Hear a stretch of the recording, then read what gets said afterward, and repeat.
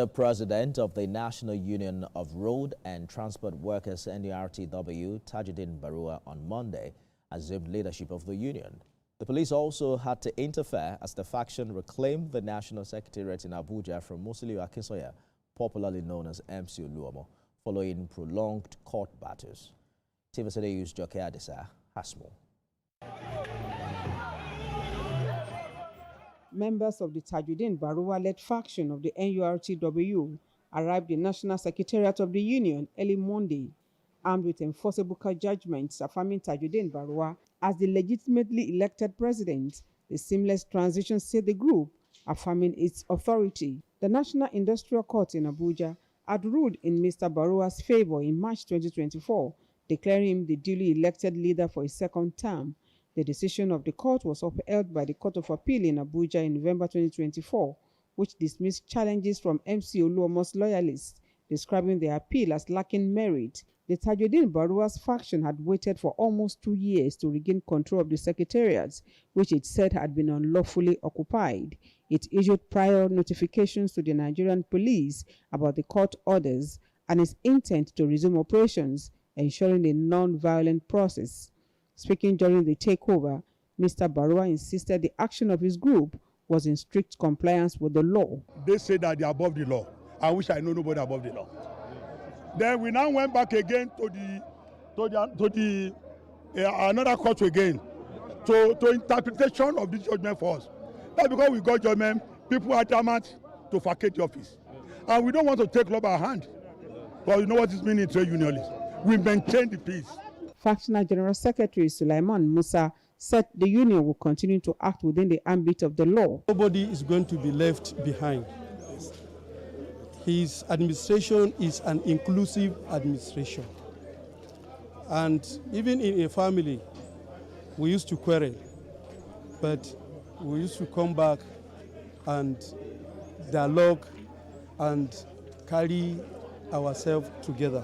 The leadership crisis in the union followed irreconcilable differences in the aftermath of the union's last elections, but the MC Oluomo's faction insists the purported takeover was a ruse and will not stand. Several calls put across to Factional General Secretary Kayode Agbeyongi were not answered, but a source in the faction confided in TVC News that Mr. Barua had been arrested and would not regain access to the National Secretariat of the Union. Joke Adisa, TVC News, Abuja. Let's talk to Kayode Agbeyongi, who is the National Secretary of the NURTW. Why would you say it's taking almost 2 years for Tajuddin Barua to take over and affirm his presidency following the Court of Appeal intervention? Thank you, the anchor and the viewers.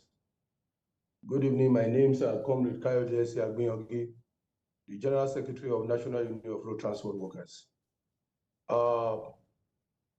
There is a pending cases in industrial court in Lagos, which have been moved to industrial court in Abuja now, that asked Professor Tajuddin Barua to maintain status quo in 2023 before going to Nasarawa for national inauguration.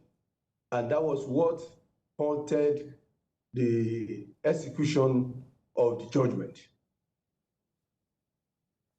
Well, I am referring to the decision of the Industrial Court of 2024.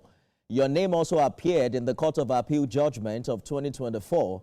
I'm wondering what specific role you played in that appeal. Are you saying that you do not recognize the intervention of the Court of Appeal that says Tajuddin Abbas is substantive president of the union? Well, this is what I'm trying to explain. That even before the court that Tajuddin Barua went and his team, there had been a case instituted by Tajuddin Agbede and Alhaji Akim Adeosun in the industrial court in Lagos, where status quo was meant to be maintained. which Tajuddin Ibikunle, in defiance to that order, went ahead to make national inauguration in Nasarawa State. That was in 2023. I think that events have overtaken that, except you are saying that an industrial court is higher than the Court of Appeal. The Court of Appeal is the highest court in this instance, and it has given its judgment in 2024. That's after the issue you are referring to in 2023. In 2024, they filed motion for execution, and it was declined by the same court that the judgment cannot be executed because it's not